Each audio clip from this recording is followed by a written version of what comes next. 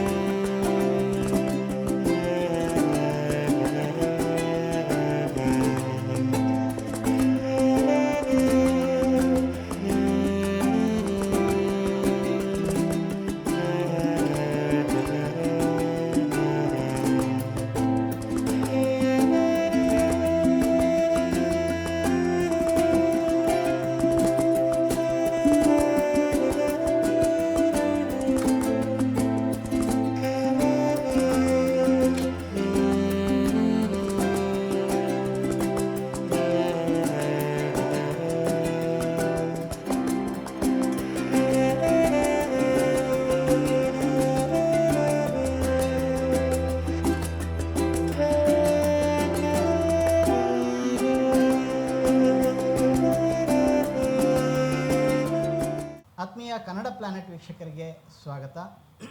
ನಾನು ನಿಮ್ಮ ಹರ್ಷಕುಮಾರ್ ಕುಗ್ವೆ. ನಮ್ಮ ಜೊತೆಗೆ ಇವತ್ತು ನಮ್ಮ ಸ್ನೇಹಿತರಾದಂತಹ ಸುಚಿತ್ರಾ ಅವರಿದ್ದಾರೆ, ಅಡ್ವೊಕೇಟ್ ಅವರು ವೃತ್ತಿಯಲ್ಲಿ. ಇವತ್ತು ಅವ್ರ ಜೊತೆಗೆ ಒಂದು ವಿಶೇಷ ಸಂದರ್ಶನ ಇಟ್ಕೊಂಡಿದ್ದೀವಿ. ವಿಷಯ ಏನಪ್ಪ ಅಂತ ಹೇಳಿದರೆ, ನಿಮಗೆಲ್ಲ ಸಹ ಗೊತ್ತು ಒಂದು ಸಮಾಜದಲ್ಲಿ ಶಿಕ್ಷಣದ ಮಹತ್ವ ಏನು ಅಂಥೇಳಿ.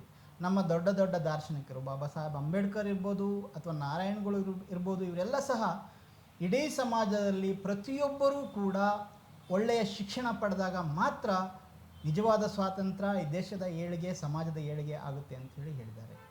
ಅದನ್ನು ನಾವು ಇವತ್ತಿನ ಒಂದು ನಮ್ಮ ಕಾಲಘಟ್ಟದಲ್ಲಿ ಯಾವ ರೀತಿ ಒಬ್ಬ ವ್ಯಕ್ತಿಯ ಒಂದು ಬದುಕಿನಲ್ಲಿ ಶಿಕ್ಷಣ ಪಾತ್ರ ವಹಿಸುತ್ತೆ ಅನ್ನೋದನ್ನು ನಾವು ನಮ್ಮ ಜೊತೆಗಿರುವ ಲಾಯರ್ ಮತ್ತು ಒಂದು ರೀತಿ ಆ್ಯಕ್ಟಿವಿಸ್ಟ್ ಅಂತ ಹೇಳ್ಬೋದು, ಅವರ ಒಂದು ಜೀವನದ ಮೂಲಕ ಕೂಡ ನಾವು ನೋಡ್ತೀವಿ. ಒಂದಷ್ಟು ವಿಷಯಗಳನ್ನು ಮತ್ತು ಅವರ ವಿಷಯಗಳನ್ನು, ವಿಚಾರಗಳನ್ನು ಅವ್ರ ಮೂಲಕನೇ ತಿಳ್ಕೊಳ್ಳೋಣ. ಸ್ವಾಗತ ಮೇಡಮ್. Thank you. ಮೊದಲನೇದಾಗಿ, ಈಗ ನೀವು ಅಟ್ ಪ್ರೆಸೆಂಟು ಪ್ಯಾರಿಸಲ್ಲಿದ್ದೀರಾ. ಪ್ಯಾರಿಸು ಅಥವಾ ಅಲ್ಲಿ OECD ಅಂದರೆ organisation for economic cooperation and development, ಇದು ಬಹಳ ದೊಡ್ಡ ಒಂದು ಪ್ರತಿಷ್ಠಿತ ಸಂಸ್ಥೆ ಇಡೀ ಪ್ರಪಂಚದಲ್ಲಿ. ಅದರಲ್ಲೂ ಕೂಡ ಬೇರೆ ಬೇರೆ ದೇಶಗಳಲ್ಲಿ ಯಾವ ರೀತಿ ಒಂದು ಎಕಾನಮಿ ಇರಬೇಕು ಅಥವಾ ಯಾವ ರೀತಿಯ ಒಂದು ಎಕನಾಮಿಕ್ ಕೋಆಪರೇಷನ್ ಇರಬೇಕು, ಆರ್ಥಿಕ ಸಹಕಾರ ಇರಬೇಕು ದೇಶಗಳ ನಡುವೆ ಅನ್ನೋದನ್ನು ರೂಪಿಸ್ತಕ್ಕಂಥ ಒಂದು ಪಾಲಿಸಿನ ಮಾಡ್ತಕ್ಕಂಥ ಒಂದು ಸಂಸ್ಥೆ. ಆ ಸಂಸ್ಥೆಯಲ್ಲಿ ನೀವು ಇಂಟರ್ನ್ಶಿಪ್ ಮಾಡ್ತಾ ಇದ್ದೀರಾ. ನೀವು ಕಾರ್ಕಳದ ಹತ್ತಿರ, ನಮ್ಮ ಮಂಗಳೂರಿನ ಕಾರ್ಕಳದ ಹತ್ರ ಒಂದು ಸಣ್ಣ ಊರಿಂದ ಬಂದಿದ್ದು. ಆ ಊರಿಂದ ನೀವು ಪ್ಯಾರಿಸ್ನ ಈ OECD ಕಚೇರಿವರೆಗೆ ಹೋದ ಒಂದು ಸಣ್ಣ ಜರ್ನಿನ ನೆನಪು ಮಾಡಿಕೊಳ್ಳಿ. ಆ್ಯಕ್ಚುಲಿ ಇದು ಬಹಳ ದೀರ್ಘವಾದ ಜರ್ನಿ ಅಂತಲೇ ಹೇಳ್ಬೋದು, ಸಣ್ಣದಂತೀವಿ ಏನಿಲ್ಲ. ನಮ್ಮದೊಂದು ಕುಗ್ರಾಮ ಕಾರ್ಕಳದ ಹತ್ರ. ನಾವು ಸಣ್ಣದಿರೋವಾಗ ನಮ್ಮ ಹಳ್ಳಿನಲ್ಲಿ ವಿದ್ಯುತ್ ಶಕ್ತಿ, ಅನಂತರ ರೋಡ್ಗಳು ಕೂಡ ಸರಿ ಇರಲಿಲ್ಲ. ನಮ್ಮ ಹಳ್ಳಿನಲ್ಲಿ ಇದ್ದದೇ ಒಂದು ಸಣ್ಣ ಶಾಲೆ, ಒಂದು ರೂಮಿಂದು ಶಾಲೆ. ಅದರಲ್ಲಿ 5ನೇ ಕ್ಲಾಸಿನ ತನಕ ಮಾತ್ರ ಇತ್ತು. ನಮ್ಮ ಹಳ್ಳಿನಲ್ಲಿ ತುಂಬ ಕಲಿತವರು ಇರಲಿಲ್ಲ. ಆ್ಯಕ್ಚುಲಿ ನಮ್ಮ ಫ್ಯಾಮಿಲಿಯ ಎವ್ರೇಜ್ ಎಜುಕೇಷನ್ನೇ ಇದ್ದಿತ್ತು ಒಂದು 5th ಸ್ಟ್ಯಾಂಡರ್ಡ್ ಅಷ್ಟೇ ಓದಿದವರು, ಜಾಸ್ತಿ ಅಂತ ಹೇಳಿದರೆ. ಸೊ ಅನಂತರ ಆವಾಗ ಎಲ್ಲ ಕೂಲಿ ಕೆಲಸಕ್ಕೆ ಹೋಗೋರು. ಈವನ್ ಮನೆಯಲ್ಲೂ ಅಷ್ಟೇ ಡೈಲಿ ಲೇಬರ್ಸ್, ಆ ಥರ ಒಂದು ಜೀವನ. ಅವರೆಲ್ಲರಿಗೂ ಏನು ಅನಿಸಿತ್ತು ಅಂತ ಹೇಳಿದ್ರೆ, ಈ ಎಜುಕೇಷನ್ ಎಲ್ಲ ನಮ್ಮಂಥವ್ರಿಗಲ್ಲ, ಅದೆಲ್ಲ ಹಣ ಇದ್ದವರಿಗೆ. ಸೊ ಅನಂತರ ಅದರಲ್ಲೂ ಹೆಣ್ಮಕ್ಳಿಗಂತೂ ಎಜುಕೇಷನ್ ಕೊಟ್ಟು ಏನೂ ಪ್ರಯೋಜನ ಇಲ್ಲ. ಯಾಕಂತ ಹೇಳಿದ್ರೆ 7ನೇ ಕ್ಲಾಸ್ ಪಾಸ್ ಆದ ನಂತರ ಅವ್ರಿಗೆ ಮದುವೆ ಮಾಡಿ ಕಳಿಸೋದು. ಸೊ ಇದೇ ಒಂಥರ ಎಲ್ಲರ ಮೆಂಟ್ಯಾಲಿಟಿ ಅಥವಾ ಮನಸ್ಥಿತಿ ಆಗಿತ್ತು. ಸೊ ನಾನು ಅದೇ ಮನೆಯಲ್ಲಿ ಮಕ್ಕಳನ್ನು ಶಾಲೆಗೆ ಯಾಕೆ ಕಳಿಸ್ತಾ ಇದ್ರು ಅಂತೇಳಿ, ಒಂದು ಓದು ಬರಹ ಒಂದು ಸ್ವಲ್ಪ ಬೇಕು ಅಂತ ಹೇಳ್ಕೊಂಡು, ಒಂದು ಅಕ್ಷರ ಜ್ಞಾನ ಇರಬೇಕು ಅಂತ ಹೇಳ್ಕೊಂಡು, ಇನ್ನೊಂದು ಏನಂತ ಹೇಳಿದ್ರೆ ಸಣ್ಣ ಮಕ್ಕಳನ್ನು ಮನೇಲಿ ಇಟ್ಕೊಂಡು ಏನು ಮಾಡೋದು, ಗಲಾಟೆ ಮಾಡೋದು, ಅವರನ್ನು ಕೆಲಸಕ್ಕೂ ಕಳ್ಸೋಕ್ಕಾಗಲ್ಲ. ಸೊ ಅದಕ್ಕೋಸ್ಕರ ಶಾಲೆ ಕಳಿಸೋದು. ಮನೆ ಹತ್ತಿರ ಇತ್ತು. ಸೊ ಮನೆ ಹತ್ತಿರ ಅಂತ ಹೇಳಿದ್ರೆ ಒಂದು 200 ಮೀಟ್ರ್ ಹತ್ತಿರದಲ್ಲಿ ಒಂದು UBMC ಶಾಲೆ ಇತ್ತು. ಸೊ ಅದಕ್ಕೆ ಕಳಿಸ್ತಾಯಿದ್ರು. ಅಲ್ಲಿ ಫ್ರೀ ಎಜುಕೇಷನ್. ಆವಾಗ ಅದಕ್ಕೇನು ಹಣ ಕಟ್ಟಲಿಕ್ಕಿರಲಿಲ್ಲ. ಅಲ್ಲಿ 5ನೇ ಕ್ಲಾಸಿನ ತನಕ ಆಯಿತು. ನಂತರ ನಾವು ಒಂದು ಸ್ವಲ್ಪ ದೂರದ ಊರಿಗೆ ಹೋಗಿ ಕಲಿಬೇಕಿತ್ತು. ಅದು ಒಂದು ಹಳ್ಳಿನೇ, ಬಟ್ ನಮ್ಮ ಪಕ್ಕದ ಹಳ್ಳಿ. ಅಲ್ಲಿ 7ನೇ ಕ್ಲಾಸಿನ ತನಕ. ಹೌದು, 7ನೇ ಕ್ಲಾಸಿನ ನಂತರ ನಮ್ಮಲ್ಲೆಲ್ಲರೂ ಅಷ್ಟೇ, ಹೆಚ್ಚಾಗಿ ಹುಡುಗಿಯರನ್ನು ಅವರು ಪ್ಯೂಬರ್ಟಿಗೆ ತಲುಪಿದಾಗ ಅವರನ್ನು ಶಾಲೆಗೆ ಹೋಗೋದನ್ನು ನಿಲ್ಲಿಸ್ತಾಯಿದ್ರು. ಇದಕ್ಕೆ ಹಲವಾರು ಕಾರಣ ಇರ್ಬೋದು, ಆದರೆ ನನ್ನ ಪ್ರಕಾರ ಒಂದು ಕಾರಣ ಇದಕ್ಕೆ ಇರುವಂಥದ್ದು, ಒಂದು ಶಾಲೆಗಳಲ್ಲಿ ಈ ಶೌಚಾಲಯ ಅನ್ನೋದು ಇರ್ತಿರಲಿಲ್ಲ. ಸೊ ಪೀರಿಯಡ್ಸ್ ಎಲ್ಲ ಆದಾಗ ಹೋಗೋದೇನು ಮಾಡೋದು ಅದು ಅಂತ ಹೇಳ್ಕೊಂಡು, ಇನ್ನೊಂದು ಪ್ಯೂಬರ್ಟಿ ಬಂದ ತಕ್ಷಣ ಹೆಣ್ಮಕ್ಳಿಗೆ ಮದುವೆ ಮಾಡಿ ಕಳಿಸ್ಬೇಕು ಅನ್ನೋ ಒಂದು ಮನಸ್ಥಿತಿಯೂ ಇತ್ತು. ಹಾಗೆ 7ನೇ ಕ್ಲಾಸ್ ಆದ ಕೂಡಲೇ ನನಗೆ ಮದುವೆ ಮಾಡೋಕ್ಕಂತೇಳಿ ಪ್ರಯತ್ನಗಳು ನಡೀತಾ ಇತ್ತು. ಆವಾಗ ನನಗೆ ಯಾವಾಗಲೂ ಒಂದಿತ್ತು, ಏನಂತ ಹೇಳಿದ್ರೆ ಕಲಿಬೇಕು, ತುಂಬ ಓದಬೇಕು ಅಂತ ಹೇಳ್ಕೊಂಡು. ಸೊ 7ನೇ ಕ್ಲಾಸಿನ ನಂತರ ಮನೆಯವ್ರ ಹತ್ರ ಎಲ್ಲ ಹಠ ಮಾಡಿ, ಇಲ್ಲ ನಾನು 10ನೇ ತನಕ ಹೋಗ್ತೀನಿ, ಅದರ ನಂತರ ನೀವು ಹೇಳಿದಂಗೆ ಕೇಳ್ತೀನಿ ಅಂತ ಹೇಳ್ಕೊಂಡು. ಸೊ 10ನೇ ತನಕ ಹೇಗೂ ಹೋಗಿ ಆಯಿತು. ಅದು ನನಗೆ ಒಳ್ಳೆ ಮಾರ್ಕ್ಸ್ ಬರ್ತಾಯಿತ್ತು. ಮನೆಯವರಿಗೆ ಕನ್ವಿನ್ಸ್ ಮಾಡಲಿಕ್ಕೆ ಒಂದು ವಿಧಾನ ಅಂತ ಹೇಳಿದರೆ, ಒಳ್ಳೆ ಮಾರ್ಕ್ಸ್ ತಗೋ, ಆವಾಗ ಮನೆಯವರು ಬೇಡ ಅಂತೇಳಿ ಹೇಳೋದಿಲ್ಲ ಅಂತ ಹೇಳ್ಕೊಂಡು. ಸೊ 10ನೇ ತನಕ ಆಯಿತು. ಆವಾಗಲೂ ಮದುವೆ ಪ್ರಸ್ತಾಪ ಬಂತು. ಅಪ್ಪ ಹೇಳಿದರು ಮನೆಯಲ್ಲಿ, ನಿನಗೆ PUC ಕಳಿಸ್ಬೋದು, ಇಲ್ಲಾಂದರೆ ನಾವು ಮದುವೆ ಮಾಡ್ಬೋದು. ಅದಕ್ಕಿಲ್ಲ, ನಾನು PUCಗೆ ಹೋಗ್ತೀನಿ. PUCಗೆ ಹೋಗೋವಾಗಲೂ ಅಷ್ಟೇ, ಒಂದು ಆರ್ಟ್ಸ್ ತಗೋಬೇಕು, ಸೈನ್ಸ್ ತಗೋಬೇಕು, ಇಲ್ಲಾಂದರೆ ಕಾಮರ್ಸ್. 10ನೇ ಕ್ಲಾಸ್ವರೆಗೆ ಕನ್ನಡ ಮೀಡಿಯಮ್ ಓದಿದ್ದು? ಕನ್ನಡ ಮೀಡಿಯಮ್. ಅಲ್ಲಿ ಇಂಗ್ಲೀಷ್ ಮೀಡಿಯಮ್ ಅಂತೂ ನಮ್ಮಿಂದ ಎಫರ್ಟ್ ಮಾಡೋಕ್ಕೆ ಸಾಧ್ಯನೇ ಆಗ್ತಿರ್ಲಿಲ್ಲ, ತುಂಬ ಎಕ್ಸ್ಪೆನ್ಸಿವ್ ಇತ್ತು. So Kannada medium. ಅನಂತರ PUCನಲ್ಲಿ ನನಗೆ ಕನ್ನಡ ನಂದು ಪ್ರಥಮ ಭಾಷೆ, ಆನಂತರ ಇಂಗ್ಲೀಷ್, ಆನಂತರ ಬೇರೆ ಎಲ್ಲ ಆರ್ಟ್ಸ್ ತಗೊಂಡಿದ್ದು. ಅದು ಯಾಕೆ ಆರ್ಟ್ಸ್ ತಗೊಂಡಿದ್ದು ಅಂತ ಹೇಳಿದ್ರೆ, ಸೈನ್ಸ್ ತಗೊಳ್ಳೋಕ್ಕೆ ಮನೆಯಲ್ಲಿ ಆರ್ಥಿಕ ಪರಿಸ್ಥಿತಿ ಅನುಕೂಲ ಇರಲಿಲ್ಲ. ಸೊ ಸೈನ್ಸ್ ತಗೊಳ್ಳೋಕ್ಕೆ ದೂರ ಶಾಲೆಗೂ ಹೋಗಬೇಕಿತ್ತು, ಅಪ್ಪನ ಹತ್ರ ಹಣ ಇರಲಿಲ್ಲ. ಸೊ ಕಾಮರ್ಸ್ ತಗೋ ಹೇಳಿದರು, ಆದರೆ ನನಗೆ ಇಷ್ಟ ಇರಲಿಲ್ಲ. ಸೊ ಆರ್ಟ್ಸ್ ತಗೊಂಡಿದ್ದು. ಸೊ ಆರ್ಟ್ಸ್ ತಗೊಂಡು ಅದು ಆವಾಗ ನಾನು ಇಂಗ್ಲೀಷಲ್ಲಿ ಆನ್ಸರ್ ಬರೆಯೋಕ್ಕೆ ಶುರು ಮಾಡಿದ್ದು. ಕನ್ನಡ ನಂದು ಪ್ರಥಮ ಭಾಷೆ ಆಗಿದ್ದರೂ ಕೂಡ ಈ ಮೇಜರ್ ಸಬ್ಜೆಕ್ಟ್ಸ್ಗೆಲ್ಲ ನಾನು ಇಂಗ್ಲೀಷಲ್ಲೇ ಉತ್ತರ ಬರಿತಾ ಇದ್ದೆ. ಆವಾಗ ಮನೆಯಲ್ಲಿ ಹಣದ ಅನುಕೂಲತೆ ಇಲ್ಲದ್ರಿಂದ ತುಂಬ ನಾನು ಭಾಷಣ, ಅನಂತರ ಲೇಖನ ಸ್ಪರ್ಧೆ, ಈ ಥರ ಚರ್ಚಾ ಸ್ಪರ್ಧೆ ಅಂಥದ್ರಲ್ಲೆಲ್ಲ ಪಾರ್ಟಿಸಿಪೇಟ್ ಮಾಡ್ತಾಯಿದ್ದೆ. ಯಾಕಂತ ಹೇಳಿದ್ರೆ ಅದರಲ್ಲೆಲ್ಲ ಕ್ಯಾಶ್ ಪ್ರೈಸಸ್ ಇತ್ತು. ಸೊ ಪ್ರೈಸ್ ಮನಿ ಬರ್ತಿತ್ತಲ್ವಾ. ಸೊ ಅದರಿಂದ ನಮಗೆ ಒಂದು ಸ್ವಲ್ಪ ಸ್ಕೂಲ್ ಫೀಸಿಗೆ ಆಗತ್ತೆ, ಹಾಗೆ ಅಂತ ಹೇಳ್ಕೊಂಡು. PUCನಲ್ಲಿ ನನಗೆ ಗೊತ್ತಿದ್ದ ಪ್ರಕಾರ ನಾನು ರಾಜ್ಯದಲ್ಲೇ 11th or 12th ಸ್ಥಾನ ಬಂದಿತ್ತು ನನಗೆ ಆರ್ಟ್ಸ್ನಲ್ಲಿ. ಓಕೆ. ಸೊ PUC ನಂತರ ಪುನಃ ಮನೆಯಲ್ಲಿ ಅದೇ ಪ್ರಸ್ತಾಪ. ಅದರ ನಂತರ ಇಲ್ಲ, ನನಗೆ ಜಾಸ್ತಿ ಮಾರ್ಕ್ಸ್ ಬಂದಿದೆ, ಸೊ ಅಟ್ಲೀಸ್ಟ್ ಒಂದು ಡಿಗ್ರಿ ಮಾಡಬೇಕು. ಅನಂತರ ಆವಾಗೆಲ್ಲ ನಮಗೆ ತುಂಬ ಗೈಡ್ ಮಾಡೋರು ಇಲ್ಲ. ನಾನು ಹೇಳಿದ ಹಾಗೆ ನಮ್ಮ ಸುತ್ತಮುತ್ತಲಿನವರ ಎಜುಕೇಷನ್ನು ಅಷ್ಟಿಲ್ಲ ಜಾಸ್ತಿ ಅಂತ ಹೇಳಿದ್ರೆ, ಓಕೆ ಓದಿ ಇಷ್ಟಾಗ್ಬೋದು ಅಷ್ಟೇ, ಡಿಗ್ರಿ ಮಾಡಬೇಕು. ಆದರೆ ನಮ್ಮ ಆ ಹಳ್ಳಿನಲ್ಲಿ ತುಂಬ ಓದಿದ ವ್ಯಕ್ತಿ ಅಂತ ಹೇಳಿದ್ರೆ ಒಬ್ಬ ಲಾಯರ್ ಇದ್ದರು. ಅವ್ರು ನಮ್ಮ ಹಳ್ಳಿನವರೇ, ಬಟ್ ನಮ್ಮ ಹಳ್ಳಿಯಲ್ಲಿ ಇರಲಿಲ್ಲ. ಸೊ ಆದರೆ ನಮ್ಮ ಹಳ್ಳಿಗೆ ಅವರ ಹೆಸರು ಜೊತೆಗೂಡಿ ಇರೋದ್ರಿಂದ ನಮಗೆಲ್ಲ ಗೊತ್ತಿತ್ತು ಅವ್ರು ನಮ್ಮ ಹಳ್ಳಿಯಿಂದನೇ ಬಂದವರು ಅಂತ ಹೇಳ್ಕೊಂಡು. ಸೊ ನನಗೆ ಒಂದು ಸಣ್ಣದಿರುವಾಗ ಇತ್ತು ಅಂತ ಹೇಳಿದ್ರೆ, ಈ ಹಳ್ಳಿನಲ್ಲಿ ಬಂದವರು ಜಾಸ್ತಿ ಅಂತ ಹೇಳಿದ್ರೆ ಒಂದು ಲಾ ಓದ್ಬೋದು ಅಂತೇಳಿ. ಅದಕ್ಕೆ ನನಗೆ ಅದಿತ್ತು, ಓಕೆ ಲಾಯರ್ ಒಂದು ಆಗ್ಬೋದು ಅಂತ ಹೇಳ್ಕೊಂಡು. ಅದಕ್ಕೆ ಆನಂತರ ಡಿಗ್ರಿ ಆದ ನಂತರ ಹೋಗಿ ಅಪ್ಪನ ಹತ್ರ ಎಲ್ಲ ತುಂಬ ಹಠ ಮಾಡಿ ಆ ಡಿಗ್ರಿನಲ್ಲೂ ನಾನು ಡಿಗ್ರಿ ಎಲ್ಲಿ ಓದಿದ್ರಿ? ಅದೇ ಹಳ್ಳಿನಲ್ಲೇ. ಹಳ್ಳಿಯದು ಶಿರ್ವಾ ಅಂತ ಹೇಳ್ಕೊಂಡು, ಅಲ್ಲೇ ಹಳ್ಳಿನಲ್ಲಿ ಅಲ್ಲಿ ಹೋಗಿ ಡಿಗ್ರಿ ಮಾಡಿದ್ದು. ಅದು arts. Kannada medium, English medium? ಇಲ್ಲ, ಕನ್ನಡ ಮೀಡಿಯಮೇ ಅಲ್ಲೆಲ್ಲ. ಆದರೆ ನೀವು ಇಂಗ್ಲೀಷನ್ನಲ್ಲೂ ಆನ್ಸರ್ಸ್ ಬರಿಬೋದಿತ್ತು.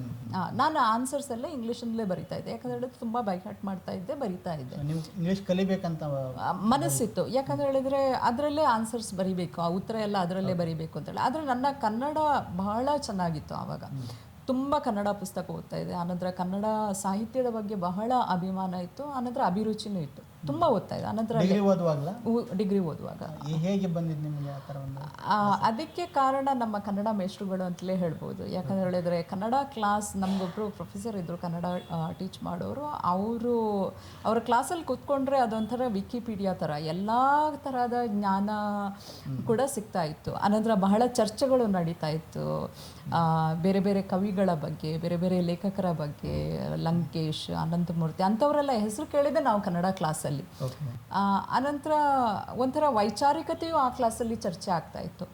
ಸೊ ಹೊರಗಿನ ಪ್ರಪಂಚದ ಜ್ಞಾನವೂ ಆ ಕ್ಲಾಸಲ್ಲಿ ಸಿಗ್ತಾ ಇತ್ತು. ಅನಂತರ ಅವರು ನಮ್ಮೆಲ್ಲರಿಂದ, ಅವರೊಂದು ಕನ್ನಡ ಸಂಘ ಅಂತೇಳಿ ಮಾಡಿದರು, ಅವರು ನಮ್ಮೆಲ್ಲ ಕನ್ನಡ ಸ್ಟೂಡೆಂಟ್ಸಿಂದ ಲೇಖನ ಬರೆಸ್ತಾ ಇದ್ರು. ಒಂದು ಪುಸ್ತಕ ಕೊಟ್ಟು ಇದರ ಬಗ್ಗೆ ಲೇಖನ ಬರೀರಿ ಅಂತ ಹೇಳ್ಕೊಂಡು. ಹಾಗೆ ನಮಗೆಲ್ರಿಗೂ ಈ ಭಾಷೆಯ ಬಗ್ಗೆ ಅಭಿಮಾನ. ಅನಂತರ ಅದರಿಂದ ನಮಗೆ ಇನ್ನೂ ಏನು ಗೊತ್ತಾಯಿತು ಅಂತ ಹೇಳಿದ್ರೆ, ಕನ್ನಡ ಸಾಹಿತ್ಯ ಲೋಕ ಎಷ್ಟು ತುಂಬ ಅತ್ಯಂತ ಉನ್ನತ ಮಟ್ಟದ್ದು, ಅನಂತರ ಎಂಥ ಅಮೋಘ ಲೇಖಕರು ಇಲ್ಲಿ ಇದ್ದಾರೆ, ಅನಂತರ ಎಂತೆಲ್ಲ ವಿಚಾರವಾದಿಗಳು ಈ ನಾಡಿನಲ್ಲಿ ಇದ್ದಾರೆ ಅನ್ನೋದು ಗೊತ್ತಾಯಿತು. ಸೊ ಇವತ್ತಿಗೂ ನನಗೆ ಅನ್ನಿಸ್ತೇನೆ, ನನ್ನ ವೈಚಾರಿಕತೆಗೆ ಕಾರಣವೇ ಈ ಸಾಹಿತ್ಯವನ್ನು ನಾನು ಓದಿದ್ದು ಆ ಇದರಲ್ಲಿ ಹಂತದಲ್ಲಿ ಅಂತ ಹೇಳ್ಕೊಂಡು. ಸೊ ಬಹುಶಃ ನಾನು ಅವಾಗ ಟೆಕ್ಸ್ಟ್ ಬುಕ್ ಅಲ್ದೇ ಬೇರೆ ಪುಸ್ತಕನ ಓದ್ತಾ ಇದ್ರಿ? ಕರೆಕ್ಟ್. ಆ್ಯಕ್ಚುಲಿ ಇನ್ನೂ ಒಂದು, ನಾನಿವಾಗ ರಿಟ್ರಾಸ್ಪೆಕ್ಟಿವ್ಲಿ ನಾನು ಥಿಂಕ್ ಮಾಡಿದಾಗ ನನಗೆ ಅನ್ನಿಸುತ್ತೆ, ನಾನು ಆರ್ಟ್ಸ್ ತಗೊಂಡಿದ್ದರಿಂದ ನನಗೆ ಅದು ಕಲಿಯೋದು ಅನ್ನೋದ್ರೆ ಎಕ್ಸಾಮ್ ಬರೆಯೋದು ಈಸಿ ಆಗಿತ್ತು. ಸೊ ಅದರಿಂದ ನನಗೆ ಬೇರೆ ಪುಸ್ತಕ ಓದಲಿಕ್ಕೆ ತುಂಬ ಸಮಯ ಸಿಗ್ತಾಯಿತ್ತು. ಹಾಂ, ಸೊ ಅದರಿಂದಾಗಿ ಈ ಸಾಹಿತ್ಯಗಳ ಬಗ್ಗೆ, ಸೈನ್ಸು ತಗೊಂಡಿದ್ರೆ ಬರೀ ಪಠ್ಯಪುಸ್ತಕನೇ ಓದಬೇಕಿತ್ತು. ಯಾಕಂತ ಹೇಳಿದ್ರೆ ತುಂಬ ಎಫರ್ಟ್ ಹಾಕಬೇಕು, ಹಾಗೆ ಹೀಗೆ ಅಂತ ಹೇಳ್ಬೇಕು. ಈವನ್ ಆರ್ಟ್ಸ್ನಲ್ಲೂ ಎಫರ್ಟ್ ಹಾಕಬೇಕು, ಹಾಗಂತೇಳಿ ಏನಿಲ್ಲ. ಆದರೆ ಆರ್ಟ್ಸ್ನಲ್ಲಿ ನಿಮಗೆ ಬೇರೆ ವಿಚಾರಗಳ ಬಗ್ಗೆಯೂ ಓದಬೇಕಾಗತ್ತೆ. ಇವಾಗ ಅರ್ಥಶಾಸ್ತ್ರ ಅಂತ ಹೇಳಿದರೆ ಅದರ ಬಗ್ಗೆ ಬೇರೆ ಬೇರೆ ಅವರು ಏನು ಹೇಳ್ತಾರೆ, ಅದು ಇದು ಅಂತ ಹೇಳ್ಕೊಂಡು ಹಾಗೆ. ಸೊ ಹಾಗೆ ಆದ ನಂತರ ಡಿಗ್ರಿ ಆದ ನಂತರ ಲಾ ಮಾಡಬೇಕು ಅಂತೇಳಿ ಅಂದ್ಕೊಂಡಿದ್ದೆ. ಸೊ ಲಾ ಕಾಲೇಜು ಸೇರಿ ಉಡುಪಿನಲ್ಲೇ, ಉಡುಪಿ ಲಾ ಕಾಲೇಜ್ ಅಂತ ಹೇಳ್ಕೊಂಡು, ಹೌದು, ಅಲ್ಲಿ ಲಾ ಮಾಡಿದ್ದು. ಉಡುಪಿಲಿ ಯಾವುದು? ಬಾಳಿಗ? ಹೌದು, ವೈಕುಂಠ ಬಾಳಿಗ ಲಾ ಕಾಲೇಜಲ್ಲಿ, ಕರೆಕ್ಟ್. ಹಾಂ, ಓಕೆ. ಅದರ ನಂತರ ಅದೇ ಲಾಯರ್ ಆಗಬೇಕಂತ ಹೇಳಿತ್ತು. ಸೊ ಬೆಂಗಳೂರಿಗೆ ಬಂದು ಹೈಕೋರ್ಟಲ್ಲಿ ಪ್ರಾಕ್ಟೀಸ್ ಶುರು ಮಾಡಿದ್ದು. ನೀವು ಆರ್ಟ್ಸ್ ಓದಿದ್ರಿ, ಸಾಹಿತ್ಯ ಓದಿದ್ರಿ, ಲೆಕ್ಚರ್ ಅಥವಾ MA ಏನಾದರೂ ಮಾಡಿ ಲೆಕ್ಚರ್ ಆಗಬೇಕು ಆ ಥರ ಏನಿರಲಿಲ್ವಾ? ನೀವು ಯಾಕೆ ಲಾಕ್ಕೆ ಓದಿದ್ರಿ? ಆ್ಯಕ್ಚುಲಿ ಒಂದು ಅಂತ ಹೇಳಿದರೆ, ನಾವು ಬಂದಿರುವಂತಹ ಹಣಕಾಸಿನ ಪರಿಸ್ಥಿತಿ ಅಷ್ಟು ಚೆನ್ನಾಗಿಲ್ಲ ಆಗಿದ್ದರಿಂದ, ಆನಂತರ ನನಗೆ ಆವಾಗ ಎಷ್ಟೆಲ್ಲ ಅವಕಾಶಗಳು ಇದೆ ಅಂತಲೂ ಗೊತ್ತಿರಲಿಲ್ಲ. ಏನೇ ಆಗಲಿ ಒಂದು ಉದ್ಯೋಗ ಅಂಥೇಳಿ ಸಂಪಾದಿಸಲೇಬೇಕಿತ್ತು, ಒಂದು ಸೋರ್ಸ್ ಆಫ್ ಇನ್ಕಮ್ ನೋಡ್ಕೊಳ್ಳೇಬೇಕಿತ್ತು. ನನಗೆ ಗೊತ್ತಿರಲಿಲ್ಲ ಆವಾಗ ಕನ್ನಡ ಲೆಕ್ಚರರ್ ಆದರೆ ಅದರಿಂದ ಉದ್ಯೋಗ ಸಿಗತ್ತಾ ಇಲ್ವಾ. ನಮ್ಮ ಕರಾವಳಿಯಲ್ಲಿ ಅಷ್ಟೆಲ್ಲ ನಮಗೆ ಆ ಬಗ್ಗೆ ಮಾಹಿತಿ ಇಲ್ಲ. ಆದರೆ ಲಾಯರ್ ನನ್ನ ಆ ಹಂತದ ಬುದ್ಧಿಮಟ್ಟಕ್ಕೆ ಏನು ಅನ್ನಿಸ್ತಾ ಇತ್ತು ಅಂತ ಹೇಳಿದ್ರೆ, ಒಂದು ನಾನು ಲಾಯರ್ ಆದರೆ ನನ್ನ ಹಣ ನಾನು ಅರ್ನ್ ಮಾಡ್ಬೋದು ಅಂತೇಳಿತ್ತು. ಹಾಗೆ ನಂತರ ಲಾ ಅನ್ನೋದು ಒಂದು ಒಳ್ಳೆಯ ಪ್ರೊಫೆಷನ್ನು ಅಂತಲೂ ಗೊತ್ತಿತ್ತು ನನಗೆ. ಅಂತ ಹೇಳಿದ್ರೆ ಬರೀ ಒಂದು ಹಣ ಮಾಡುವ ಒಂದು ವಿಧಾನ ಅಲ್ಲ, ಬದಲಿಗೆ ಸಮಾಜದಲ್ಲಿ ಬೇರೆ ಬೇರೆ ರೀತಿಯಲ್ಲಿಯೂ ಕೂಡ ನೀವು ಇದು ಸಪೋರ್ಟ್ ಮಾಡ್ಬೋದು, ಅಥವಾ ಸಮಾಜದಲ್ಲಿ ಬೇರೆ ಬೇರೆ ಆ್ಯಕ್ಟಿವಿಟಿಗಳಲ್ಲಿ ಕೂಡ ತೊಡಗಿಕೊಳ್ಬೋದು. ನಂತರ ತುಂಬ ನಾವು ಲಾಯರ್ಸ್ ನೋಡಿದರೆ ಅಥವಾ ಈವನ್ ಸೋಷಲ್ ಆ್ಯಕ್ಟಿವಿಸ್ಟ್ ನೋಡಿದರೆ ಅವರೆಲ್ಲ ಹೆಚ್ಚಿನವರು ಲಾ ಬ್ಯಾಕ್ಗ್ರೌಂಡಿಂದ ಬಂದವರು ಕೂಡ. ಸೊ ಅದನ್ನೆಲ್ಲ ನೋಡಿಕೊಂಡು ನನಗೆ ಲಾಯರ್ ಆಗಬೇಕು ಅಂತೇಳಿ ಆಸೆ ಇತ್ತು. ಸೊ ಉಡುಪಿಲಿ ನೀವು ಲಾ ಮಾಡ್ತೀರಾ, ಲಾ ಮುಗಿಸಿ ನಂತರ ನೀವು ಬೆಂಗಳೂರಿಗೆ ಪ್ರಾಕ್ಟೀಸ್ ಮಾಡೋಕ್ಕೆ ಬರ್ತೀರಾ. ಬೆಂಗಳೂರಿಗೆ ಯಾಕೆ ಬಂದರು? ತುಂಬ ಕಾರಣಗಳಿವೆ, ಆದರೆ ಅದೆಲ್ಲವನ್ನು ಇವತ್ತು ಹೇಳೋಕ್ಕಾಗಲ್ಲ. ಆದರೆ ಒಂದು ದೊಡ್ಡ ಕಾರಣ ಅಂತ ಹೇಳಿದರೆ, ದೊಡ್ಡ ನಗರದಲ್ಲಿ ಈಸಿ ಆಗುತ್ತೆ, ಅನಂತರ ಅವಕಾಶಗಳು ಜಾಸ್ತಿ. ಅನಂತರ ಹೈಕೋರ್ಟ್ ಇದ್ದಿದ್ದು ಬೆಂಗಳೂರಲ್ಲಿ ಮಾತ್ರ, ನಮ್ಮ ಊರಲ್ಲಿ ಹೈಕೋರ್ಟ್ ಇರಲಿಲ್ಲ, ಬರೀ ಡಿಸ್ಟ್ರಿಕ್ಟ್ ಕೋರ್ಟ್ ಮಾತ್ರ ಇತ್ತು. ಸೊ ಅನಂತರ ಸಣ್ಣ ಊರಿನಲ್ಲಿ ಒಂದು ಮಹಿಳೆಯರಿಗೆ ತಮ್ಮ ಕೆರಿಯರನ್ನು ಮಾಡ್ಕೊಳ್ಳೋದು ಕೂಡ ತುಂಬ ಕಷ್ಟದ ಕೆಲಸ. ಸಣ್ಣ ಊರು, ಸ್ವಲ್ಪ ಸಣ್ಣ ಮನಸ್ಥಿತಿಗಳು, ಹೆಚ್ಚಾಗಿ ಮಹಿಳೆಯರನ್ನು ಮುಂದೆ ಬರಲಿಕ್ಕೆ ಬಿಡ್ತಾರೋ ಇಲ್ವಾ ಅನ್ನುವ ಪ್ರಶ್ನೆಯೂ ಕೂಡ. ಅನಂತರ ಅವಕಾಶಗಳು ಇರುವ ಸಣ್ಣ ಪುಟ್ಟ ಅವಕಾಶಗಳಿಗೆ ಜಾಸ್ತಿ ಕಾಂಪಿಟೇಷನ್. ಅದೇ ದೊಡ್ಡ ನಗರದಲ್ಲಿ ಆದರೆ ಎಲ್ಲಿಯಾದರೂ ಒಂದು ಜಾಬ್ ಸಿಗುವ ಅವಕಾಶಗಳು ಇವೆ ಅಥವಾ ಪ್ರಾಕ್ಟೀಸ್ ಮಾಡಲು ಅವಕಾಶ ಇದೆ ಅನ್ನೋ ಕಾರಣಕ್ಕಾಗಿ ಬೆಂಗಳೂರಿಗೆ ಬಂದಿದ್ದೆ. ಈಗ ಲಾ ಮುಗಿಸ್ಕೊಂಡವರು ನಾವು ನೋಡ್ತಿದ್ದಂಗೆ ತುಂಬ ಜನ ಲಾ ಮುಗಿಸ್ಕೊತಾರೆ.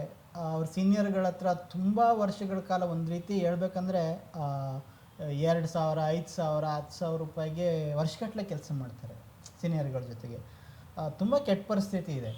ಅಂಥದ್ರಲ್ಲಿ ನೀವು ಬೆಂಗಳೂರಿಗೆ ಬಂದು ಯಾವ ರೀತಿಯಲ್ಲಿ ನಿಮ್ಮ ಒಂದು ಪ್ರೊಫೆಷನ್ ಕಟ್ಕೊಂಡ್ರಿ ಅಂತ?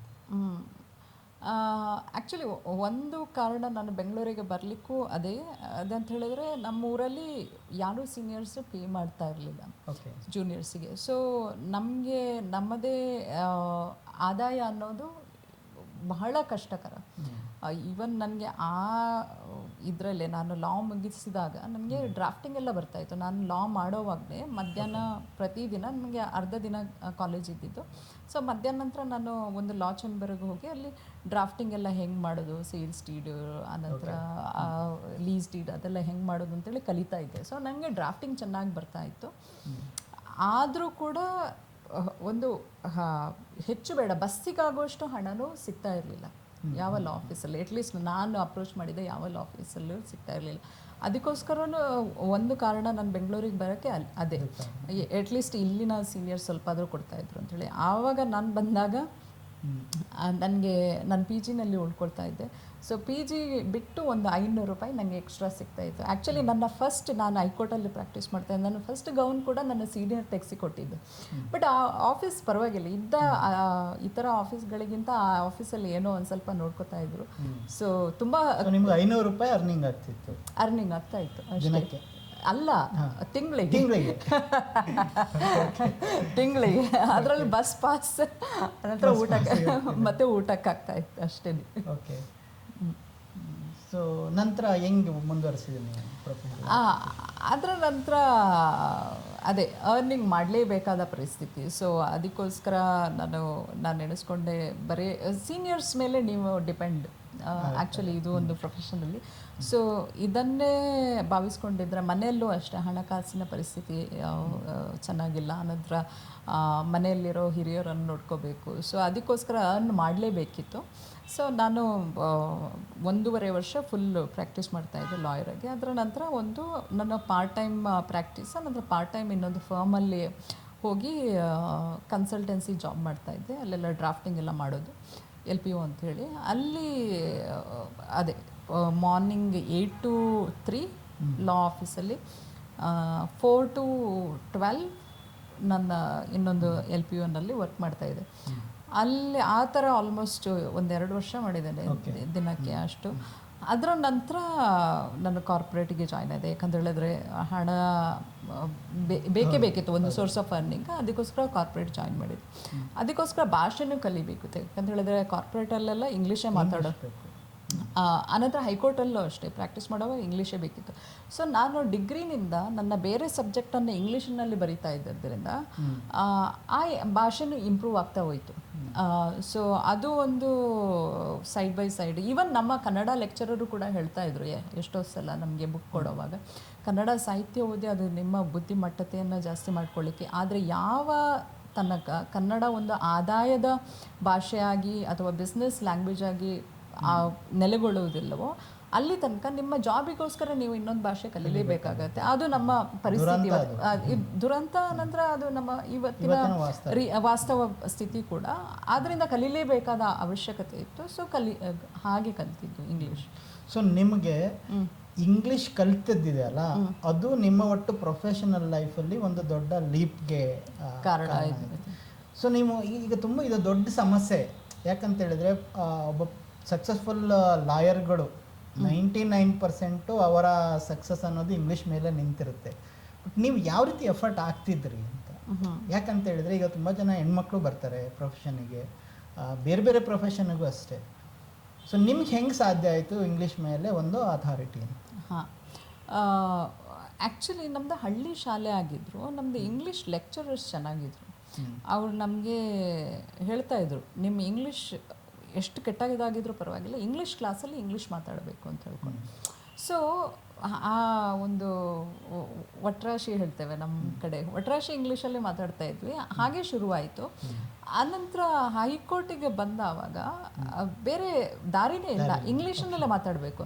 ಆನಂತರ ಬುಕ್ಸ್ ಎಲ್ಲ ಇಂಗ್ಲೀಷ್ನಲ್ಲೇ ಬರೋದು, ಲಾ ದೊಡ್ಡ ದೊಡ್ಡ ಪುಸ್ತಕ ಎಲ್ಲ. ಆನಂತರ ನ್ಯೂಸ್, ಆನಂತರ ನ್ಯಾಷನಲ್ ನ್ಯೂಸ್ ಎಲ್ಲ ಹೆಚ್ಚಾಗಿ ಲಾದ ಬಗ್ಗೆ ಎಲ್ಲ ಇಂಗ್ಲೀಷ್ನಲ್ಲೇ ಬರ್ತಾಯಿತ್ತು. ಆನಂತರ ಆಫೀಸ್ನಲ್ಲಿ ಬೇರೆಯವರು ಮಾತಾಡೋದನ್ನು ಕಲಿತು ನೋಡಿ, ಆನಂತರ ಡ್ರಾಫ್ಟಿಂಗ್ ಎಲ್ಲ ಇಂಗ್ಲೀಷಲ್ಲೇ ಇರಬೇಕಿತ್ತು ಹೈಕೋರ್ಟಲ್ಲಿ. ಸೊ ಹಾಗೆ ಕಲಿತು ಬರೆದು ನಂತರ ಕೇಳಿ ಲ್ಯಾಂಗ್ವೇಜ್ ಇಂಪ್ರೂವ್ ಆಗ್ತಾ ಹೋಗ್ತದೆ. ಯಾವುದೇ ಭಾಷೆ ಆಗಲಿ, ಭಾಷೆ ಅನ್ನೋದು ಮಾತಾಡೋದು, ಕೇಳೋದು, ಕಲಿಯೋದು, ಓದೋದು, 4 ವಿಧಾನದಿಂದನೇ ಇಂಪ್ರೂವ್ ಆಗೋದು. ಹಾಗೆ ಆಯಿತು. ನಂತರ ಕೆಲವೊಂದು ಸಲ ನಮ್ಗೆ ಗೊತ್ತಾಗುತ್ತೆ ನಮ್ಮ ಭಾಷೆ, ನಾವು ಮಾತಾಡೋದು ಏನೋ ಗ್ರಾಮರಲ್ಲಿ ಎರರ್ ಇದೆ ಅಂತ ಹೇಳ್ಕೊಂಡು, ಆದರೆ ನೀವು ಮಾತಾಡ್ತಾ ಹೋಗಬೇಕು. ಅದೇ ಒಂದು ಎಸೆನ್ಷಿಯಲ್ ಎಲಿಮೆಂಟ್ ಯಾವ ಭಾಷೆನೇ ಇರಲಿ. ಇವಾಗ ಕನ್ನಡನೂ ಅಷ್ಟೇ, ನೀವು ಮಾತಾಡೋದು ಕಲಿತಾ ನಿಮ್ಮ ಭಾಷೆ ಇಂಪ್ರೂವ್ ಆಗ್ತಾ ಹೋಗುತ್ತೆ. ನಂತರ ಭಾಷೆ ಅನ್ನೋದು ಹಾಗೇನೆ, ಭಾಷೆ ಅನ್ನೋದು 4 ಎಲಿಮೆಂಟ್ಸ್ಗಳು ಇಂಪಾರ್ಟೆಂಟ್ ಅಂತೇಳಿ ಹೇಳ್ತಾರೆ. ಒಂದು ಮಾತಾಡೋದು, ಓದೋದು, ಕೇಳೋದು, ಅನಂತರ ಮಾತಾಡೋದು, ಓದೋದು, ಕೇಳೋದು, ಬರೆಯೋದು. ನೀವು ಜಾಸ್ತಿ ಮಾಡಿದ್ದೆ ನಾನು ಜಾಸ್ತಿ ಮಾಡಿದ್ದು ಬರೆಯೋದು ಅನಿಸುತ್ತೆ. ಅನಂತರ ಮಾತಾಡೋದು ಕೇಳ್ತಾನೂ ಇದ್ದೆ, ಆದರೆ ಜಾಸ್ತಿ ನೋಡ್ತಾ ಇರಲಿಲ್ಲ. ಓದ್ತಾನೂ ಇದೆ. ಓದೋದು ಕೂಡ ಒಂದು ಇಂಪಾರ್ಟೆಂಟ್ ಎಲಿಮೆಂಟ್, ಯಾಕಂತ ಹೇಳಿದ್ರೆ ಆ ಶಬ್ದಗಳು ನಮ್ಮ ಮನಸ್ಸಿನಲ್ಲಿ ಉಳ್ಕೊಳ್ಳುತ್ತವೆ ಅನ್ನೋದು. ಆದರೆ ಭಾಷೆ ಮಾತಾಡೋದು ಕೇಳಿಸ್ಕೊಂಡ್ರೆ ನಿಮ್ಗೆ ಗೊತ್ತಾಗುತ್ತೆ ಆ ಭಾಷೆ, ಆ ಶಬ್ದವನ್ನು ಎಲ್ಲಿ ಯೂಸ್ ಮಾಡ್ಬೋದು ಅಂತ ಹೇಳ್ಕೊಂಡು. ಅನಂತರ ಆ ಪ್ರೊನೌನ್ಸಿಯೇಷನ್ನು ಕರೆಕ್ಟಾಗೇ ಬರುತ್ತೆ. ಅದು ಇಂಪಾರ್ಟೆಂಟ್ ಅಂತೇಳಿ ಅನ್ನಿಸ್ತಾ ಇತ್ತು. ಹಾಗೆ. ಓಕೆ. ಸೊ ನೀವು ಒಂದು ಇಂಗ್ಲೀಷ್ ಮೇಲೆ ಹಿಡಿತವನ್ನು ಸಾಧಿಸಿದ್ರಿ, ಕಮರ್ಷಿಯಲ್ ಪ್ರಾಕ್ಟೀಸ್ ಮಾಡ್ತಾಯಿದ್ರಿ. ಆ ನಂತರದಲ್ಲಿ ನೀವು ಒಂದು ಬ್ರೇಕ್ ತೊಗೊಂಡ್ರಿ, ನೀವು ಜರ್ಮನಿಗೆ ಹೋದ್ರಿ. ಜರ್ಮನಿಗೆ ಹೋಗ್ಬೇಕಂತ ಯಾಕೆ ಅನ್ನಿಸ್ತು? ಯಾವ ರೀತಿ ಹೋದ್ರಿ? ಅದಕ್ಕೆ ನಿಮ್ಮ ಸಪೋರ್ಟ್ ಹೇಗೆ ಸಿಕ್ತು? ಆ್ಯಕ್ಚುಲಿ ಅದು ನನ್ನದು ಒಂದು ಲೈಫಿದ್ದು ಪ್ಲ್ಯಾನಿದ್ದು ಭಾಗ. ಏನಂತ ಹೇಳಿದ್ರೆ ನನಗೆ ಒಂದಿತ್ತು, ಒಂದು 10 ವರ್ಷ ಅಥವಾ ಒಂದು 8-10 ವರ್ಷ ಕೆಲಸ ಮಾಡಿದ ಮೇಲೆ ಹೊರದೇಶಕ್ಕೆ ಹೋಗಿ ಓದಬೇಕು ಅಂತ ಹೇಳ್ಕೊಂಡು. ಯಾಕಂತ ಹೇಳಿದ್ರೆ ಅಲ್ಲಿನ ವಿದ್ಯಾಭ್ಯಾಸದ ರೀತಿ, ಅನಂತರ ಶಿಕ್ಷಣ ನೀತಿ ಬೇರೆ ಆಗಿರುತ್ತೆ. ಸೊ ಅದನ್ನು ನೋಡಬೇಕಿತ್ತು ಹೆಂಗೆ ಅಂತೇಳಿ. ಆಮೇಲೆ ನನಗೆ ಯಾವಾಗಲೂ ಅನ್ನಿಸ್ತಾ ಇತ್ತು, ಇದು ನನ್ನದೇ ಒಂದು ಪರ್ಸ್ನಲ್ ಥಾಟ್. ಏನಂತ ಹೇಳಿದರೆ, ನನ್ನ ಹಳ್ಳಿ ಶಾಲೆಯಲ್ಲಿ ಓದಿದ್ದು, ಅನಂತರ ಆ ಥರ ಕ್ವಾಲಿಟಿ ಟೀಚರ್ಸ್ ನಮಗಿರಲಿಲ್ಲ, ವಿಶೇಷ ಸವಲತ್ತುಗಳು ಇರಲಿಲ್ಲ. ನಮ್ಮದು ನ್ಯಾಷನಲ್ ಲೆವೆಲ್ ಕಾಲೇಜಲ್ಲ, ಸ್ಕೂಲಲ್ಲ. ಎಲ್ಲ ಕಡೆ ನಾವು financial compromise was one of the reason for my education ಅಂತ ಹೇಳಿದ್ರೆ, ಯಾವ ಶಾಲೆಯನ್ನು ನಾನು ಚೂಸ್ ಮಾಡ್ಕೊಂಡಿದ್ರು ಇದರಲ್ಲಿ ಸ್ವಲ್ಪ ಎಲ್ಲಿ ಕಡಿಮೆ ಫೀಸ್ ಇದೆ ಅಲ್ಲಿ ಹೋಗೋದು. ಯಾಕಂದರೆ ಮನೇಲಿ ಕೊಡ್ಲಿಕ್ಕೆ ಹಣ ಇಲ್ಲ. ಸೊ ಅದರಿಂದ ಅದೊಂದು ಕಾಡ್ತಾ ಇತ್ತು.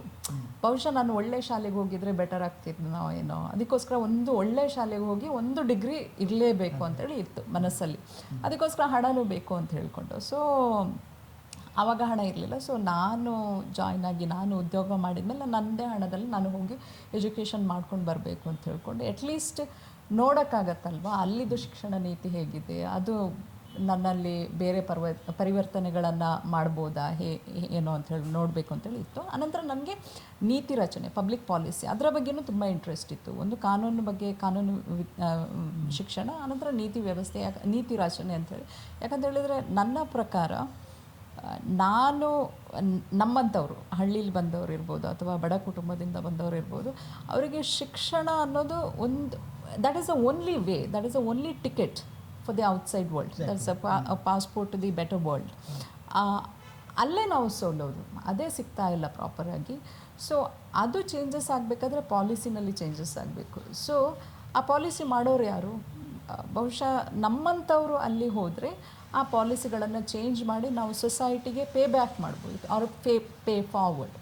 ಸೊ ಅದರಲ್ಲಿ ಒಂದು ಸ್ವಲ್ಪ ಕೆಲಸ ಮಾಡಬೇಕು ಅನ್ನೋ ಆಸಕ್ತಿ ಇತ್ತು ಈ ಪಾಲಿಸಿ ನೀತಿ ರಚನೆಯಲ್ಲಿ. ಅದಕ್ಕೆ ಅದನ್ನು ಕಲಿಬೇಕು ಅಂತೇಳಿ ಇತ್ತು. ಸೊ ಅದನ್ನು ಕಲಿಬೇಕಾದ್ರೆ ಬಹುಶಃ ಈ ಎಲ್ಲೆಲ್ಲ ಯಾವ ದೇಶಗಳಲ್ಲೆಲ್ಲ ಶಿಕ್ಷಣ ಉಚಿತವಾಗಿ ನೀಡಲಾಗ್ತಾ ಇದೆ, ಅಲ್ಲಿ ಯಾಕೆ ಆ ರೀತಿ ಉಚಿತ ಶಿಕ್ಷಣ ನೀತಿಯನ್ನು ಅವರು ರಚಿಸಿದ್ದಾರೆ, ಅದಕ್ಕೆ ಕಾರಣ ಏನು, ಅದನ್ನು ಹೇಗೆ ಇಂಪ್ಲಿಮೆಂಟ್ ಮಾಡ್ತಾ ಇದ್ದಾರೆ, ಅದನ್ನು ನೋಡಬೇಕಾದ್ರೆ ಯುರೋಪಿಗೆ ಹೋಗಬೇಕು. ಹೆಚ್ಚಾಗಿ ಯುರೋಪಿನ ಹೆಚ್ಚಿನ ದೇಶಗಳಲ್ಲಿ ಶಿಕ್ಷಣ ಅನ್ನೋದು ಫ್ರೀ ಆಗಿದೆ, ಉಚಿತವಾಗಿ, even higher education, even foreign students. So ಅದಕ್ಕೋಸ್ಕರ ನಾನು ಹಲವಾರು ಶಿಕ್ಷಣ ಸಂಸ್ಥೆಗಳನ್ನೆಲ್ಲ ನೋಡಿ ಎಲ್ಲೆಲ್ಲ ಯಾವ ಡಿಗ್ರಿಗಳೆಲ್ಲ ಚೆನ್ನಾಗಿದೆ ಅಂಥೇಳಿ ನೋಡಿಕೊಂಡು ನಾನು ಜರ್ಮನಿಗೆ ಹೋಗಬೇಕು, ಯಾಕಂದರೆ ಅಲ್ಲಿನ ಶಿಕ್ಷಣ ಪದ್ಧತಿ ತುಂಬ ಚೆನ್ನಾಗಿದೆ, ಫ್ರೀ ಎಜುಕೇಷನ್ ಫಾರ್ ಎವ್ರಿಬಡಿ. ಅದಕ್ಕೋಸ್ಕರ ಜರ್ಮನಿಗೆ ಹೋಗಿದ್ದು. ಅದು ಅನಂತರ ನನಗೆ ಜರ್ಮನ್ ಭಾಷೆ ಅದರ ಬಗ್ಗೆನೂ ಒಂದು ಸ್ವಲ್ಪ ಅರಿವಿತ್ತು. ಅನಂತರ ಒಂದು ಸ್ವಲ್ಪ ಜರ್ಮನ್ ಭಾಷೆನೂ ನಂಗೆ ಬರ್ತಾ ಇತ್ತು. ಸೊ ಹೇಗೂ ಅಡ್ಮಿಷನ್ನು ಸಿಕ್ತು. ಸೊ ಅಲ್ಲಿಗೆ ಹೋಗಿ ಆ ಶಿಕ್ಷಣ ನೀತಿ ರಚನೆ ಬಗ್ಗೆನೇ ಸ್ಟಡಿ ಮಾಡಬೇಕು ಅಂತೇಳಿ ಇತ್ತು. ಸೊ ಅದಕ್ಕೋಸ್ಕರ ಜರ್ಮನಿ ಆಯ್ಕೆ ಮಾಡ್ಕೊಂಡಿದ್ದೆ. ಓಕೆ. ಸೊ ಆನಂತರದಲ್ಲಿ ನೀವು OECD ಹೇಗೆ ಬಂದಿದ್ರಿ? ಅದರ ನಂತರ ನಾನು ಒಂದು 6 ತಿಂಗಳು ಹಾಂಗ್ಕಾಂಗಲ್ಲಿ ಹೋಗಿ ಒಂದು ಎಕ್ಸ್ಚೇಂಜ್ ಸೆಮಿಸ್ಟರ್ ಅಂತೇಳಿ ಮಾಡ್ಕೊಂಡು ಬಂದೆ. ಯಾಕಂತ ಹೇಳಿದ್ರೆ ಒಂದು ಇವಾಗ ಪ್ರಪಂಚದಲ್ಲಿ ಮಾತುಕತೆ ಆಗ್ತಾ ಇರೋದು ಅಥವಾ ಚರ್ಚೆ ಆಗ್ತಾ ಇರೋದು Asia model, European model, US model and China model. Even China model of education ಅದು ಹೇಗೆ ಡಿಫ್ರೆಂಟ್, ಯಾಕೆ ಚೈನಾ ಎಷ್ಟು ಮುಂದುವರಿದ ದೇಶ ಅಂತೇಳಿ ಅನ್ನಿಸ್ತಾ ಇದೆ, ಅವರ ಶಿಕ್ಷಣ ನೀತಿ ಹೇಗಿದೆ, ಅವರ ಶಿಕ್ಷಣ ಪದ್ಧತಿ ಹೇಗಿದೆ, ಅದನ್ನು ನೋಡಬೇಕು ಅಂತೇಳಿ ಇತ್ತು. ಆನಂತರ ಅಲ್ಲಿ ಹೇಗೆ ನೀತಿ ರಚನೆ ಮಾಡ್ತಾ ಇದ್ದಾರೆ, ಅದು ಬರೀ ಶಿಕ್ಷಣದ ಬಗ್ಗೆ ಮಾತ್ರ ಅಲ್ಲ, ಬೇರೆ ಬೇರೆ ವಿಷಯಗಳ ಬಗ್ಗೆ, ಟೆಕ್ನಾಲಜಿ ಇರ್ಬೋದು, ಕ್ಲೈಮೇಟ್ ಚೇಂಜ್ ಇರ್ಬೋದು, ಎನ್ವೈರ್ನ್ಮೆಂಟ್ ಇರ್ಬೋದು, ಅನಂತರ ಕ್ಲೀನ್ ಎನರ್ಜಿ ಇರ್ಬೋದು, ಆರ್ಟಿಫಿಷಿಯಲ್ ಇಂಟೆಲಿಜೆನ್ಸ್ ಬಗ್ಗೆ ಇರ್ಬೋದು, ಇದರ ಬಗ್ಗೆ ಎಲ್ಲ ಅವರು ಯಾವ ರೀತಿಯಲ್ಲಿ ಪಾಲಿಸಿ ಅಲ್ಲಿ ಆಗ್ತಾ ಇದೆ ಅದರ ಬಗ್ಗೆನೂ ಸ್ಟಡಿ ಮಾಡಬೇಕು ಅಂತೇಳಿ ಆಸಕ್ತಿ ಇದ್ದದ್ರಿಂದ ಚೈನಾದಲ್ಲಿ ಒಂದು ಸೆಮಿಸ್ಟರ್ ಹೋಗಿ ಮಾಡಿದ್ದು, ಅದನ್ನು ಕಲ್ತಿದ್ದು.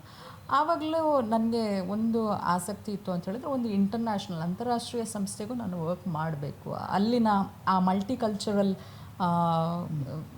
ಸೆಟಪ್ಪಲ್ಲಿ ವರ್ಕ್ ಮಾಡಿದರೆ ಏನಾಗುತ್ತೆ, ಒಂದು ಸಂಸ್ಥೆಯಲ್ಲಿ ಒಂದು 60-70 ದೇಶದ ಜನರು ಇರ್ತಾರೆ, ಬೇರೆ ಬೇರೆ ಬ್ಯಾಕ್ಗ್ರೌಂಡಿಂದ ಬಂದವರು, ಅವ್ರ ಜೊತೆಗೆ ವರ್ಕ್ ಮಾಡೋಕ್ಕೆ ಹೆಂಗಿರುತ್ತೆ ಅನ್ನೋ ಕಾರಣಕ್ಕಾಗಿ OECD ನಾನು ವರ್ಕ್ ಮಾಡಿದ್ದೆ. ವೆರಿ ಕಾಂಪಿಟೇಟಿವ್ ಆರ್ಗನೈಸೇಷನ್, ಹೆಂಗೋ ಸಿಕ್ತು. ಸೊ ಅದಕ್ಕೋಸ್ಕರ ಅಲ್ಲಿ ವರ್ಕ್. ಹೇಗಿದೆ ಅಲ್ಲಿ?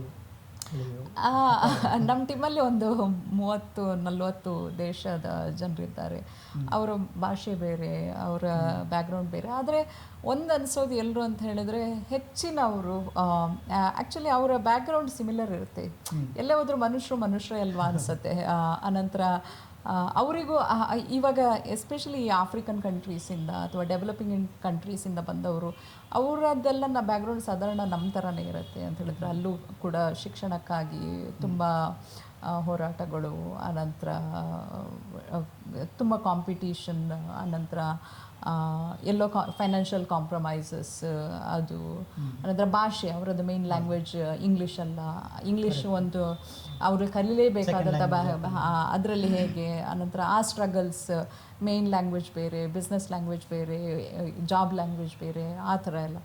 ಸೊ ಆದರೆ ಒಂಥರ ಇವೆಲ್ಲ ಬ್ಯಾಕ್ಗ್ರೌಂಡಿಂದ ಇಟ್ಕೊಂಡು ಬಂದಾಗ ಒಂದು ಅಂತಾರಾಷ್ಟ್ರೀಯ ಸಂಸ್ಥೆಗೆ ವರ್ಕ್ ಮಾಡಿದಾಗ ನಿಮಗೂ ಅನಿಸುತ್ತೆ, ಎಲ್ಲೋ ಆ ಕಲ್ಚರಲ್ ಕನೆಕ್ಷನ್ಸ್ ಇದೆ, ಇವರು ಬೇರೆ ದೇಶದಿಂದ ಬಂದವರು, ಆ mentality it is like minded people ಅಂತೇಳಿ ಅನ್ನಿಸ್ತದೆ. ಈಗ ನಿಮಗೆ ನಿಮ್ಮ ಪರ್ಸ್ನಲ್ ಎಕ್ಸ್ಪೀರಿಯನ್ಸ್ ತಗೊಳ್ಳಿ, ಇಟ್ಕೊಂಡು ಅದೇ ಥರ ಈಗ ಬೇರೆ ದೇಶಗಳಲ್ಲಿ ಅಧ್ಯಯನ ಮಾಡಿದ್ದೀರಾ, ಜರ್ಮನಿಲಿ, ಹಾಂಗ್ಕಾಂಗಲ್ಲಿ, ಇಲ್ಲೆಲ್ಲ ಕೂಡ ಎಜುಕೇಷನ್ ಸಿಸ್ಟಮನ್ನು ಇದನ್ನೆಲ್ಲ ಇಟ್ಕೊಂಡು ನೋಡಿದಾಗ ನಿಮ್ಗೆ ಕಂಪ್ಯಾರಿಟಿವ್ಲಿ ನಮ್ಮ ದೇಶದ ಶಿಕ್ಷಣ, ನಮ್ಮ ರಾಜ್ಯದ ಶಿಕ್ಷಣ ಹೇಗಿದೆ ಅಂತ ಅನಿಸುತ್ತೆ? ನಿಮ್ಮ ಕಮೆಂಟ್ ಏನಾದ್ರು? ಆ್ಯಕ್ಚುಲಿ ನಮ್ಮ ಶಿಕ್ಷಣ ಪದ್ಧತಿಯಲ್ಲಿ ಅಥವಾ ನಮ್ಮ ಶಿಕ್ಷಣ ನೀತಿಯಲ್ಲಿ ಬಹಳಷ್ಟು ಬದಲಾವಣೆಗಳು ಆಗಲೇಬೇಕು. ಒಂದು ಏನು ಅಂತ ಹೇಳಿದ್ರೆ, ನಾನು ನೋಡಿದ ಪ್ರಕಾರ, ನಾನು ಪ್ರೈಮರಿ ಸ್ಕೂಲಿಗೆ ಹೋಗ್ತಾ ಇಲ್ಲ, ಅದರಿಂದ ನಂಗೆ ಗೊತ್ತಿಲ್ಲ. ಆದರೆ ನಾನು ನೋಡಿದ ಪ್ರಕಾರ ನಮ್ಮಲ್ಲಿ ಇಂಟರ್ಡಿಸಿಪ್ಲಿನರಿ ಅನ್ನೋದು ಇಲ್ಲ. ಇಂಟರ್ಡಿಸಿಪ್ಲಿನರಿ ಅಂತ ಹೇಳಿದರೆ, ಇವಾಗ ನಾನು ಜರ್ಮನಿಯಲ್ಲಿ ಕಲಿತಾಗ ಆರ್ಟಿಫಿಷಿಯಲ್ ಇಂಟೆಲಿಜೆನ್ಸ್ ಕ್ಲಾಸಿಗೆ ಇಂಜಿನಿಯರ್ಸು ಹೋಗ್ತಾರೆ, ಪೊಲಿಟಿಕಲ್ ಸೈನ್ಸ್ ಸ್ಟೂಡೆಂಟ್ಸು ಹೋಗ್ತಾರೆ. Automatic cars, automated driving cars ಬರ್ತಾರೆ ಇಲ್ಲಿ. ಅಂದರೆ ನೀವು ಹೇಳ್ತಿರೋದು ಇಲ್ಲಿ ಲೈಕ್ ಈಗ ಹೈಸ್ಕೂಲ್ ಆದ ನಂತರದಲ್ಲಿ ಕಂಪಾರ್ಟ್ಮೆಂಟ್ ಮಾಡಿಬಿಡ್ತೀವಿ, ಆರ್ಟ್ಸ್ ಸ್ಟೂಡೆಂಟು, ಸೈನ್ಸ್ ಸ್ಟೂಡೆಂಟ್ಸು, ಆಮೇಲೆ ಅದೇ ಸ್ಟ್ರೀಮಲ್ಲಿ ಹೋಗುತ್ತೆ. ಆ ಇಂಟರ್ ಡಿಸಿಪ್ಲಿನರಿ ಅಂತ ಹೇಳಿದರೆ ಶಿಸ್ತೀಯ ಇದು ಕೋರ್ಸ್ಗಳು, ಅದು ನಮ್ಮಲ್ಲಿ ಹೆಚ್ಚಾಗಿ ಇಲ್ಲ. ಅದರ ಬಗ್ಗೆ ನಾವು ಹೆಚ್ಚಾಗಿ ಗಮನ ಕೊಡ್ತಾ ಇಲ್ಲ. ಅದು ಇಂಪಾರ್ಟೆಂಟ್ ಅಂತೇಳಿ ಅನ್ನಿಸ್ತದೆ ನನಗೆ. ಯಾಕಂತ ಹೇಳಿದ್ರೆ ಈವನ್ ದೊಡ್ಡ ದೊಡ್ಡ ಆರ್ಗನೈಸೇಷನಲ್ಲೂ ಕೂಡ ಆ ಎರಡೂ ರೀತಿಯ ಶಿಸ್ತಿನ, ಅಂತರ್ಶಿಸ್ತೀಯ ಇದು ಏನು ಹೇಳ್ತಾರೆ, inter connectedness as well as interactions between those two disciplines is very important. ಇವಾಗ ನಾನು ಲಾಯರ್ ಆಗಿ ಕ್ಲೀನ್ ಎನರ್ಜಿ ಅಥವಾ ಕ್ಲೀನ್ ಟೆಕ್ನಾಲಜಿಯನ್ನು ಇಂಪ್ಲಿಮೆಂಟ್ ಮಾಡೋದಾದರೆ ಒಂದು ಅದಕ್ಕೆ ಬೇಕಾದ ಕಾನೂನು ಏನು, ಅನಂತರ ಅದರಿಂದ ಪರಿಸರಕ್ಕೆ ಆಗುವಂತಹ ಪರಿಣಾಮ ಏನು, ಅದನ್ನು ಒಬ್ಬ ಎನ್ವೈರ್ಮೆಂಟಲಿಸ್ಟ್ ಬಂದು ನೋಡಬೇಕು. ನಾನು ಲಾದ ಬಗ್ಗೆ ಹೇಳ್ಬೋದು, ಆಯಿತಾ. ಸೊ ಅದಕ್ಕೋಸ್ಕರನೇ ಇದು ಇಂಪಾರ್ಟೆಂಟ್. ಇದನ್ನು ನಾವು ನೋಡ್ತಾ ಇಲ್ಲ, ಅದು ಹೈಯರ್ ಶಿಕ್ಷಣದಲ್ಲಿ. ಅನಂತರ ಕೆಳಗಿನ ಶಿಕ್ಷಣದಲ್ಲಿ ನಮಗೆ ಇನ್ನೂ ಆ ಅಂತರ್ಕಲಹ ಅನ್ನೋದು ಇದ್ದೇ ಇದೆ. ಒಂದು ಮಾತೃಭಾಷೆಯನ್ನು ಕಲಿಬೇಕಾ ಅಥವಾ ಇಂಗ್ಲೀಷ್ನಲ್ಲಿ ಕಲಿಬೇಕಾ, ನಾವು ದುಡಿಮೆಗಾಗಿ ಒಂದು ಭಾಷೆ, ಮಾತನಾಡಲಿಕ್ಕಾಗಿ ಒಂದು ಭಾಷೆ. ಸೊ ಇದನ್ನು ಕೂಡ ಹೆಚ್ಚಾಗಿ ಅಲ್ಲೆಲ್ಲ ಮಾತೃಭಾಷೆಯಲ್ಲೇ ಅವರದ್ದು ಹೈಯರ್ ಎಜುಕೇಷನ್ ಎಲ್ಲ ಇದೆ. ಸೊ ಅವೆಲ್ಲ ಡೆವಲಪ್ಡ್ ಕಂಟ್ರೀಸು. ಸೊ ಅದು ಒಂದು ಕಾರಣ ಇರ್ಬೋದು. ಅವರ ಮಾತೃಭಾಷೆಯಲ್ಲೇ ಅವರ ದುಡಿಮೆಯ ಭಾಷೆ, ಅದು ಅವರ ದುಡಿಮೆಯ ಭಾಷೆ ಆಗಿರೋದ್ರಿಂದಲೂ ಕೂಡ ಅಷ್ಟು ಪ್ರಗತಿ ಹೊಂದಿದ್ಯಾ. ಚೈನಾ ಕೂಡ ಹಾಗೆ, ಅಲ್ಲಿ ಕೂಡ ಮಾತೃಭಾಷೆಯಲ್ಲೇ ಅವರ ದುಡಿಮೆ ಭಾಷೆ. ಸೊ ಇದು ಒಂದು ಕಾರಣವಾ. ಈಗ ನೀವು ಆವಾಗಲೇ ಒಂದು ಮಾತು ಹೇಳಿದ್ರಿ, ಈಗ ಜರ್ಮನಿ ಅಂತ ದೇಶದಲ್ಲೂ ಕೂಡ ಹೈಯರ್ ಎಜುಕೇಷನನ್ನು ಕೂಡ ಸರ್ಕಾರನೇ ಸಂಪೂರ್ಣ ಕೊಡುತ್ತೆ, ಉಚಿತ ಶಿಕ್ಷಣ ಕೊಡುತ್ತೆ ಅಂತೇಳಿ. ನಮ್ಮಲ್ಲಿ ತುಂಬ ಈ ವಿಷಯದಲ್ಲಿ ಸಮಸ್ಯೆ ಇದೆ ಅಲ್ವಾ? ಅಂದರೆ ಇದು ಪಾಲಿಸಿ ಲೆವೆಲಲ್ಲಿ ಯಾವ ರೀತಿ ಸಮಸ್ಯೆ ಆ್ಯಕ್ಚುಲಿ? ಯಾಕಂದರೆ ಇಲ್ಲಿ ನಾವು ಪ್ರೈಮರಿಯಿಂದನೇ ಈಗ ಕಾನ್ವೆಂಟ್ಗಳು, ಖಾಸಗಿ, ಗೌರ್ಮೆಂಟ್ ಅಂತ ನೋಡಿದಾಗ, ಸೊ ಈ ಖಾಸಗಿ ಶಾಲೆಗಳಲ್ಲಿ, ಕಾನ್ವೆಂಟ್ಗಳಲ್ಲಿ ಓದಿದವರು ಅವರ ಒಂದು ಲೆವೆಲೇ ಬೇರೆ ಆಗ್ತಾ ಹೋಗುತ್ತೆ. ಇವತ್ತು ಅಂತೂ ಸರ್ಕಾರಿ ಶಾಲೆಗಳಲ್ಲಿ ಓದೋರು ತುಂಬ ದಲಿತ ತಳ ಸಮುದಾಯದ ಮಕ್ಕಳು ಮಾತ್ರ ಅಲ್ಲಿ ಉಳ್ಕೊಳ್ಳೋ ಪರಿಸ್ಥಿತಿ ಇದೆ. ನೀವು ಪಾಲಿಸಿ ದೃಷ್ಟಿಯಿಂದ ಇದನ್ನ ಹೆಂಗೆ ನೋಡ್ತೀರಾ? ಆ್ಯಕ್ಚುಲಿ ಅದು ಕರೆಕ್ಟ್. ಯಾಕಂತ ಹೇಳಿದ್ರೆ ಇವಾಗ ನಾವು ಸಾಮಾನ್ಯ ಹಳ್ಳಿಯ ಲಾ ಕಾಲೇಜಲ್ಲಿ ಓದಿ ಬಂದವರು, ಅದೇ ನ್ಯಾಷನಲ್ ಲಾ ಸ್ಕೂಲಿಂದ ಬಂದವರಿಗೂ ನಮಗೂ ತುಂಬ ಡಿಫ್ರೆನ್ಸ್ ಇರುತ್ತೆ ಅಲ್ವಾ.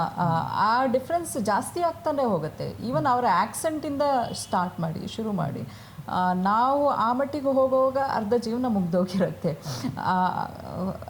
ಅದು ಇವತ್ತು ನಾವು ಆ ಡಿವೈಡ್ ಕಾಣ್ತಾ ಇದ್ದೇವೆ, educational divide between the higher or elite class and the bottom level or below poverty line classes. ಇದು ಇರಬಾರ್ದು ಅಂತ ಹೇಳಿದರೆ ಅದಕ್ಕೆ ನೀತಿ ರಚನೆಯಲ್ಲಿ ಚೇಂಜಸ್ ತರಬೇಕು, ಆಯಿತಾ. ಅದಕ್ಕೋಸ್ಕರನೇ ಎಲ್ಲ ಅಭಿವೃದ್ಧಿ ಹೊಂದಿದ ದೇಶಗಳು ಶಿಕ್ಷಣವನ್ನು ಫ್ರೀಯಾಗಿ ಮಾಡಿದ್ದಾವೆ. ಯಾಕಂತ ಹೇಳಿದರೆ so that competition is at least they are given proper training are same equal level of training. There is an equal level playing field so that they can just advance further. ಅದು ನಮ್ಮಲ್ಲಿ ಸಿಗ್ತಾ ಇಲ್ಲ. ಎಷ್ಟೋ ಸಲ ನಮ್ಮ ಹಳ್ಳಿಲಿ ಓದಿದವ್ರ ಮೇಲೆ ಬರೋಕ್ಕೆ ಆಗ್ತಾ ಇಲ್ಲ. ಯಾಕಂತ ಹೇಳಿದ್ರೆ ಅವರಿಗೆ ಒಂದು ಭಾಷೆಯ ಹಿಂಜರಿಕೆನೇ ಇರುತ್ತೆ.